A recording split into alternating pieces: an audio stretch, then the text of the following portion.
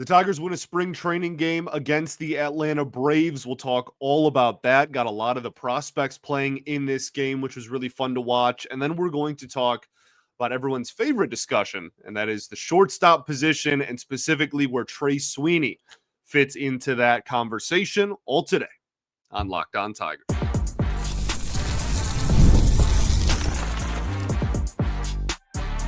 You are Locked On Tigers, your daily Detroit Tigers podcast. Part of the Locked On Podcast Network, your team every day.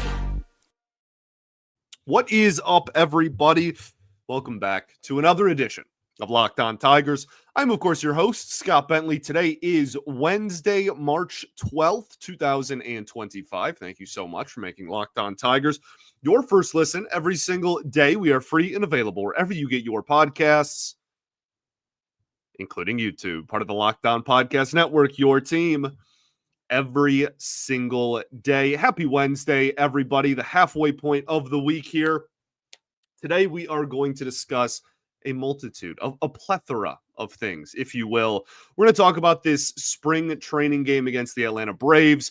Started off the game with a lot of major league caliber players, and then almost the entire second half of the game, certainly the back three innings, were almost all of like highly regarded, top prospects in the Tigers organization. So kind of a fun game to watch. It was on TV. And I think today, as you're listening to this, Wednesday's game is going to be on TV as well. So we got a nice little stretch here of 3 televised games in a row. Maybe if you complain enough, good things happen. I don't know. Not a lesson, kids. Listen, to your parents and whatnot. I think that there is actually a decent amount to take away from this game. So we'll do that. Then we will also talk about the Spring Breakout roster for your Detroit Tigers. And then we'll end the show by talking about Trey Sweeney and what we can expect out of him in the year 2025. Tigers win 3-1, I believe was the final in this game. It was, 3-1 against the Atlanta Braves. I thought Flaherty looked solid. There were a couple of balls that probably... I think, to be fair to Maeda yesterday, when we talked about his performance, there were a couple of balls that, well, you could argue all 3 of his home runs aren't homers literally anywhere else. And he kind of got screwed a little bit in that regard. I think Flaherty probably the opposite. He had a couple that were hit very hard to left field, and the wind just absolutely killed it. Very windy day down there.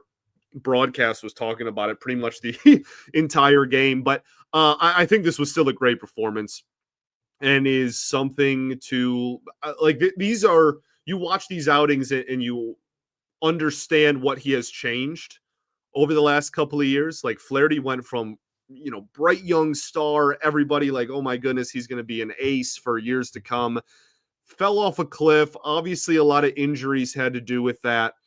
And now that he's healthy again, is really shoving, got the fastball back to a good place, throws the slider a ton, has that back to a good place. Hung a couple of them in this game, but as a whole, man, I thought he was really sharp. And I think that is why we're all really excited for him to be the number 2 pitcher in this rotation to start off the season. So good for Flaherty. Good outing, slowly getting stretched out, more and more innings every single time out there, like all the starting pitchers right now. So good to see him look as sharp as he did. On the offensive side of the ball, obviously we're going to do our player preview on Trey Sweeney at the end of the show, but him and Kerry Carpenter, I think, combined for 3 walks. I think Carp had 2 and Sweeney had 1. Really good to see. We'll talk about that a little bit later. I want to see more walks out of Trey Sweeney this year. So kind of nice to see that just coincidentally in today because we're talking about it. But really good ABs for both of them. I thought Justin Henry Malloy had a lot of really solid at-bats. And I say a lot. He had, 3 plate appearances. I thought he had some good at-bats in this game as well. Had a walk, too, later in the ball game. But kind of got a hold of a couple as well, and the ball just was dying in the outfield, especially when you hit to the left side of the field. But cranked one to dead center at one point, resulted in an out, so not going to get any credit for it. But I thought that his at-bats were pretty solid. His spring numbers are pretty good too, man. That we've talked a lot about the competition for that last bench spot on the roster and how I really do view it as like it's Malloy or Torque, and they are kind of competing directly with each other as this spring goes along. And both of them, I think, have had pretty solid springs. Malloy's hit pretty well, and on top of that, has been able to play a decent enough first base to where he's expanding his positional versatility, right? And Torkelson, while isn't doing anything, game changing on the defensive side of the ball, is obviously hitting pretty well in spring. He usually doesn't hit well early in the year period. So, the 2 home run game, et cetera, et cetera. So obviously that's something we're going to keep an eye on, but it really feels like every day you can take something out of that competition, right? Like something you'd be like, okay, how'd Malloy and how'd Torque look? At a bare minimum, what can we get as far as an update out of this positional battle? And Torkelson didn't play in this game. So Malloy reaps the benefits a little bit, and that's just naturally it's going to, pendulum back and forth, back and forth. So we'll keep an eye on that, obviously. Colt Keith has not looked great so far this spring. I think he is adjusting to the new position defensively, and that obviously is going to take a lot of time and energy and focus on his regard. And I think he's looked fine defensively. From what we've seen out of him, at least so far, I don't think he's been a liability or looked terrible over there. Has booted one ball that went in between his legs there last week. But as a whole, I don't have an issue with his defense. I really just want the offense to get going. And it's spring training. So I am by no means saying that because he has not hit very well for the first 2 weeks of spring training that I'm like out on him or that my opinion has changed on him this year. We have seen time and time again, people have crazy spring training numbers and then don't do anything in the regular season, or people that have terrible spring trainings and then turn it around and are incredible in the regular season. Okay. We're taking all of this with a massive, massive, massive grain of salt. But it just, all of his at-bats look very similar to what they did last year. That's all I'm trying to say. A lot of, work the count a little bit and then ground out to second base, weak contact type of at-bats. And I'm just waiting for the timing to click, because when it does, he will be one of the better hitters on this team like he was throughout all of the minor leagues. It's just a matter of getting him back to that point and getting that timing down more than anything else. So hopefully he continues working on that as the spring goes along and he can be ready and ready for a big year on opening day. But so far hasn't had a very good spring, obviously. Jace Young hit an absolute moonshot to right field. The wind apparently was freaking out in left field. Crushed the ball to right, home run, first one of the spring, much, much, much needed for, I think, everybody. We'll talk about that a little bit more and then go in depth on the rest of the show right after this. Got to talk to you today about our friends over at Wonderful Pistachios. If you're looking for a snack that's both delicious and nutritious, crack into a good source of protein with Wonderful Pistachios. Wonderful Pistachios is one of the highest protein nuts. Each 1 ounce serving has 6 grams of protein, giving you over 10% of your daily value. Plus, they're packed with fiber and better for you unsaturated fats to help keep you feeling fuller longer. Personally, I love the no shells variety. It is the perfect grab and go snack for busy days, whether I'm snacking at my desk, I'm on a road trip, or just need a quick protein boost. They're always my go-to. And if you love cracking open every shell for that satisfying crunch, well, the in-shell options are available and they're a classic favorite as well. So get snacking and get cracking with the snack that packs a protein punch, the best line in advertising history. Visit wonderfulpistachios.com to learn more. All right, everybody, welcome back here. Segment 2, Locked On Tigers. Appreciate y'all for tuning in as always. making us your first listen every single day. Shout out to the everydayers that do tune in every day. We, of course, will be back tomorrow. Another televised game, a big one on the docket as far as spring training games can go. Casey Mize pitches for the first time since his incredible performance over the weekend. So we will see if he can just kind of take that rotation spot and really run away with it here. We also have Wenceel Perez returning, as we found out on Tuesday. So that'll be a very important game that I'm glad is going to be televised. So good job, FanDuel Sports Network and Major League Baseball for doing the bare minimum. Okay, that's not FanDuel Sports Network's fault either. I want to make that abundantly clear. So talking about the game that was played on Tuesday, though, against the Atlanta Braves, obviously we've recapped a lot. Jace Young hitting that homer is where we left off before the break there. It was 90 down the middle. Like I would be concerned if he didn't absolutely smack it. But just really good to see. Like he had all of his power just evaporated last year. It for a guy that came into the draft, right? Like in college, he was this power, really good hitter, second baseman. And then throughout the minors, he was, once he adjusted to that level, would see a huge uptick in offense and was this, again, second baseman with thump. You move him to third. I think there's still a lot that's left to be seen, a lot that needs to be seen out of him at third base. There's still a lot of stuff. I still have questions about the arm and whether that's going to be serviceable long-term there, and whether the athleticism is going to translate over to the hot corner too. But if he can hit, I won't really care. Like to be honest with you, I mean, obviously we all should care and do care greatly about defense, and it's very important. And he needs to not be like unplayably bad there. But if he hits, I'll take a -1, -2 OAA or a -1, -2 DRS or an error once a month. Like I'll live with it slightly below average. Again, I'm not saying he can just be a terrible defender. If he's awful, you got to figure out something else. But like I will take slightly below average defense if the bat that we thought he was going to be translates to the major league level. That is a well-worthy trade-off, and I think is one that most people would gladly take, clearly myself included. So nice to see him going. He hasn't had a very good spring at the plate. Hopefully that can be a sign of things to come. And then Zach McKinstry with a couple of knocks in this game.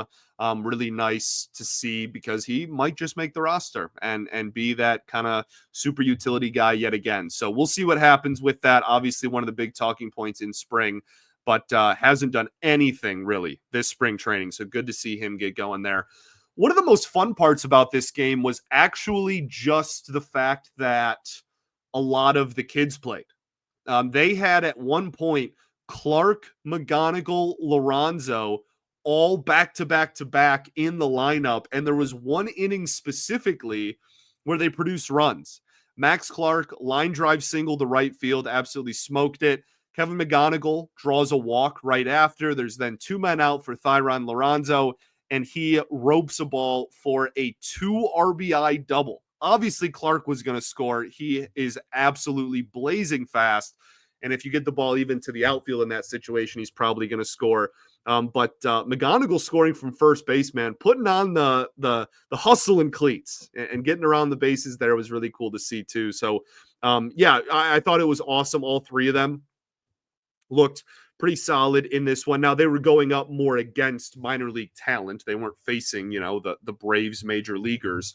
Both teams had kind of put in their minor league talent at that point, but still really cool to see. I thought Lorenzo had much better at-bats in this one than he did earlier in the spring when he looked a little bit slow in the batter's box. McGonigal just, he's going to be such a good hitter, man. I have questions about where he finds himself defensively, whether that's second base, whether that's third base, whether that is still shortstop. I have legitimate questions about that. I have zero questions that kid is going to rake at the major league level. He is unreal. And that is why, even with less tools and less defensive prowess than somebody like Max Clark, who just has a ton of tools and has a cannon of an arm, is super fast, plays a premier position in center, a lot of those prospect ranking lists, which we should all take with a grain of salt anyway, have McGonigal ahead of Clark because it's hard to hit. And Max Clark, I think, is going to be a fine hitter. I think is going to be a really good hitter even. McGonigal has the potential to be like batting title tier. Like he has the potential. I'm not saying he's going to do that. I'm not saying it's a guarantee. Nothing's a guarantee with prospects. But like his ceiling is legitimately being one of the best hitters in this organization. And it's really hard to hit. So it's really cool to see him. He had a couple of walks in this game. Just decision-making was really solid. I look forward to watching more Kevin McGonigal this season. Frangerber Montilla made his spring debut, I want to say, in this game, at least televised. Struck out on like 4 pitches, kind of got overwhelmed there. But I'm a huge fan of his. Was a guy that was on nobody's radar 2 years ago. And then last year really had kind of a huge coming out party in the lower levels of the minor leagues. Finds himself, he's still very young, still obviously down there, but kind of like popped off a little bit and got a lot of people to kind of turn their heads. So I'm glad that he was able to just like get into the ball game at a bare minimum. That was kind of cool. And then shout out Dietrich Enns, who pitched 3 innings in this game and did pretty good work in those 3 innings too. I also want to give credit to Grant Holmes, man. That was the starting pitcher for the Braves. That dude can spin it. Holy goodness gravy. Like, it's not going to look like the prettiest box score in the world. I don't care. That dude can spin it, man. I mean, tip of the cap. Looks like Andrew Chafin on the mound, but with less beard currently. But with, the hair, the long locks that Chafin has looks very similar to that. Those breaking balls that he was offering, the fastball needs some work, but golly, man, that's going to be tough to go up against, as it has, not like a brand new like coming out party for him, but watching him firsthand, golly, yeah, he can spin it. Wenzel Perez, like I mentioned, going to play tomorrow. That's good. Casey Mize also going to pitch tomorrow. Hopefully we will see both of them perform pretty darn well.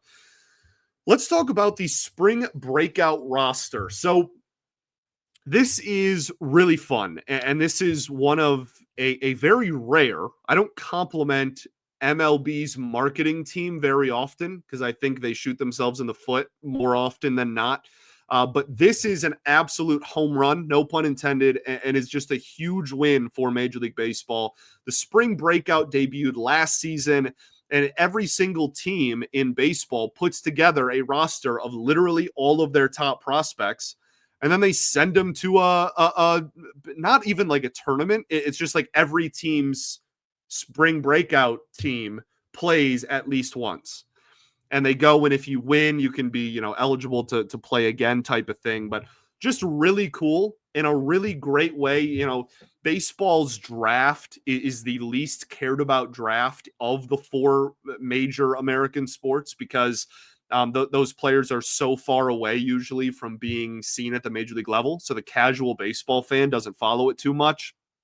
And I think that things like this and things like the fantastic work that Tigers Minor League Report does are very, very important to our beautiful game because they showcase those players and they make people more interested in the minor league systems, the development process, therefore the draft, therefore just growing the sport overall. So I think this is a huge win. I hope they never stop doing it. I hope it's a thing until I am long off this planet. I just think that this is such a huge win for baseball. The Tigers will play, I believe it's the Phillies breakout game team this year, and that game will be this upcoming Sunday. We'll talk about that a little bit more in depth on Friday's episode to get you ready for it.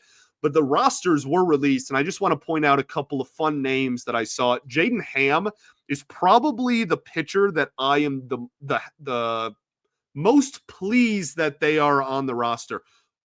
Is English this difficult? It is. Don't answer that. Jaden Ham is the player that I'm the most excited to watch among the pitchers on this roster. Is now a top 10 prospect in the Tigers organization.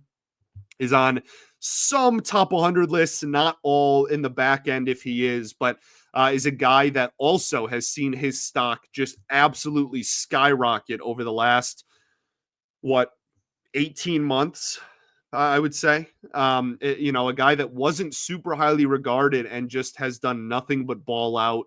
Really solid changeup that I'm looking forward to hopefully seeing on display in this game. I'm hoping that he gets at least an inning of work in that game. Montalvo acquisition from the Tigers over the last 8 months. So it'll be cool to hopefully see him.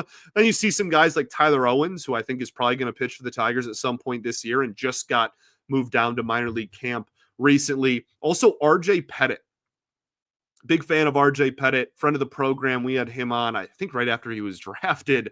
So a couple or few years ago now, but is just a monster of a human being in the sense of size. Like he, very nice dude from when I talked to him, but I'm talking like 6'8", just a very, very large human. And I've been interested in his development. He had a really solid year last year for when he was healthy for the Tigers. So hopefully that is something he can kind of transition over as well. Thyron Lorenzo catching rather in this game. Kevin McGonigal, Bryce Rayner, the Tigers' first round pick just from this most recent draft out of high school, MLB's number 52 prospect in baseball. Jose Briseño, super excited to see him get some more ABs. Hasn't really worked himself into too many games. I think he had an at-bat on Tuesday, actually, and grounded out to shortstop or second base, fielder's choice. Regardless, excited to see him get some more opportunities. Hao-Yu Lee, excited to see him get an opportunity on a bigger stage. A lot of hype around him coming into camp. Hasn't really done too much in spring training, but cool to see. Montilla, who we just mentioned earlier, Max Anderson, who was second or third round pick a couple of years ago as well. Jake Holton, who feels like he's been around forever, but still is pretty young too. So yeah, like that's a really fun infield. That is an incredibly fun infield with a lot of talent on it, and that is why MLB Pipeline ranked your Tigers as the number one farm system in baseball. We talked about that a little bit yesterday. Seth Stevenson, just absolutely fast as all heck, going to be in the outfield. Who else? Roberto Campos makes the roster. That's kind of fun. A guy who has had a lot of hype surrounding him over the last almost decade now, and he's 22, and still we've been hearing about him for 6 or 8 years or whatever. So cool to see him make this game. And then Max Clark, for the second year in a row, actually will play in this game. Will probably lead off and play center field just like he did last year as well. So really fun game, a huge win for baseball. Like I said, I hope they keep doing it. And the Tigers have one of legitimately the more fun and exciting and talented rosters in this thing.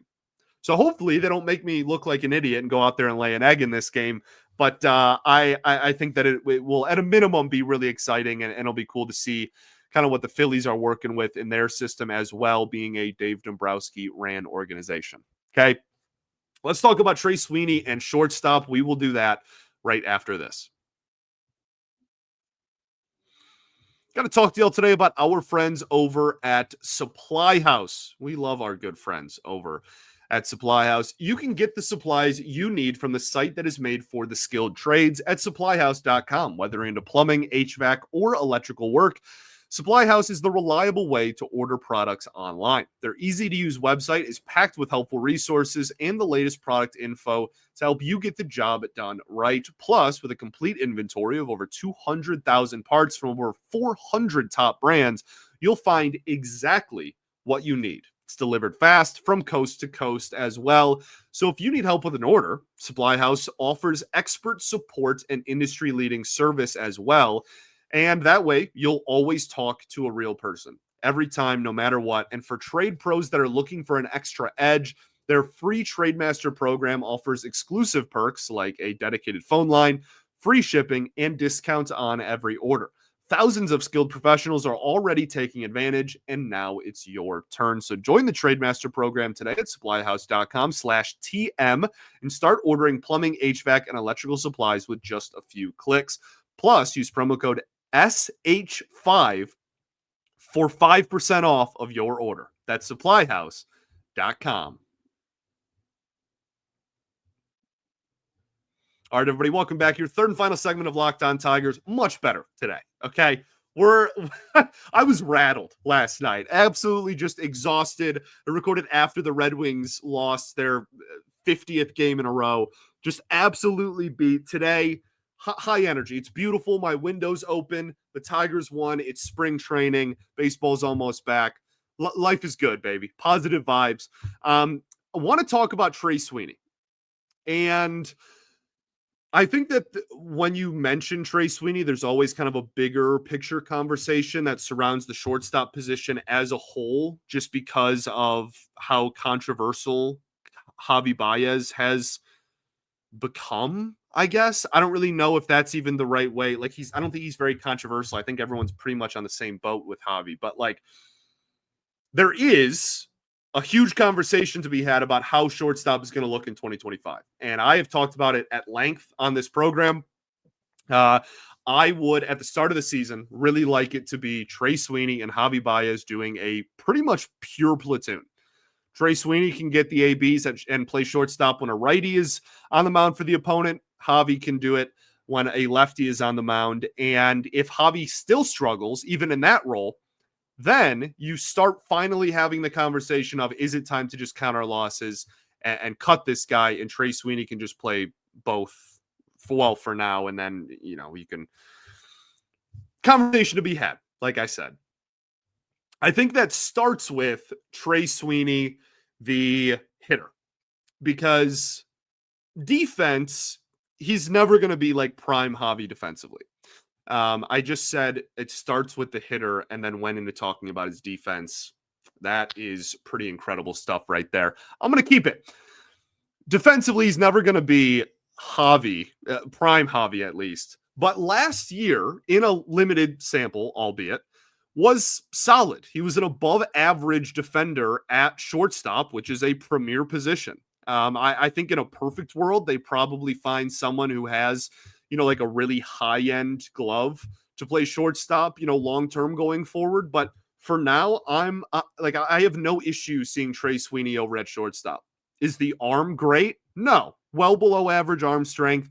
Not going to have the best range in the world. Not going to make every single play. But again, was above average, was a +2 and outs above average. I think was around net zero in defensive runs saved. Like, he's fine there. And I will gladly take fine there if he can hit.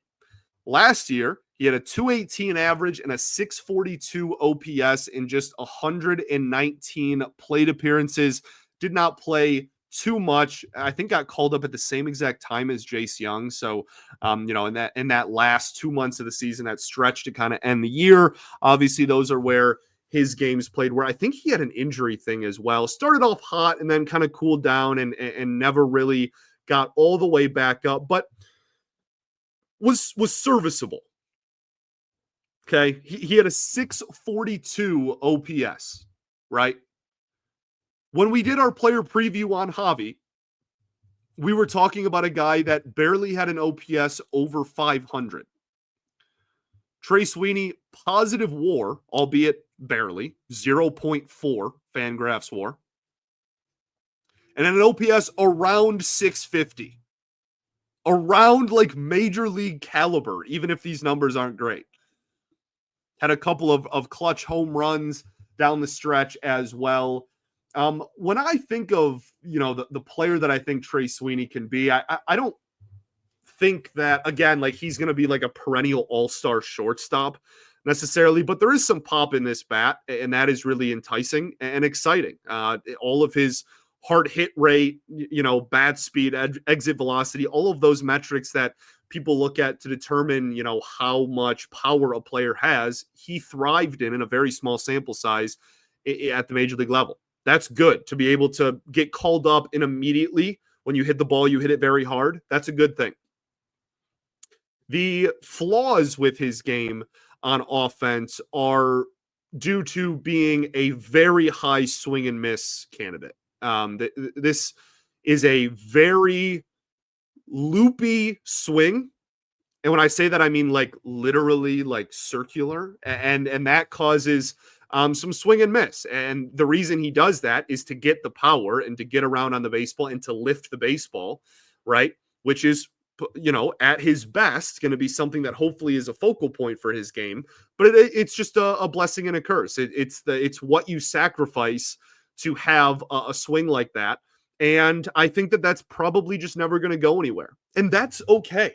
That's okay. He can still be a productive major league player, striking out a lot and swinging and missing a lot. The one thing that I would say he needs to change, and that I do think is possible to improve upon, is if you are going to strike out 30+% of the time and be a really high whiff rate guy, whiff rate well over 30%. The K rate was 26, 27%, which is still, well below league average, but you get what I'm trying to say. The one thing that he does need to improve on then is then drawing more walks. And I know I sound like a broken record, and I bring that up with a lot of people, but I think that matches the mindset of the organization, so I'm not going to stop doing it. I will take low batting average. I will take strikeout rate. If you can give me the power that you've already shown you have, and you can walk at even a league average rate. A 269 OBP ain't going to cut it. And that's what he put up last season. Now, part of that, if he just hits higher than 218, is going to go up a little bit. I expect him to be at least marginally better, at least a little better, 225, 230 hitter. But the biggest thing that I am looking for is I'm pretty confident the power is going to be there, especially against righties. He had weird splits too. Actually, I should bring that up. He actually was a reverse split guy last year. I do not anticipate that to last whatsoever. And that is one of the things that I think is very important to bring up in these conversations is like, I'm here breaking down the metrics from a guy who has 30 games, 36 games of major league experience. He was a reverse split guy. At no point in his life has he been better against lefties than righties. Go look at his minor league splits. For all of them, he crushes right-handed pitchers and honestly struggles a lot against left-handed pitching. That's like one of the big things that people are worried about, and why he is being kind of penciled in as a platoon hitter. But yet for 30 games, right after being called up to the best league in the world, he actually hit better against lefties than righties last year. Now, again, that's like 28 plate appearances, 29 plate appearances against left-handed pitchers last year. So very small sample size. That's the only reason that is a thing. I would almost guarantee that he's not going to do that over a full season this year. But I think that is another thing when looking at his numbers. It's like, well, he didn't even really – he's at his best when he's hitting righties hard. He didn't even really do that last year, and he put up these numbers.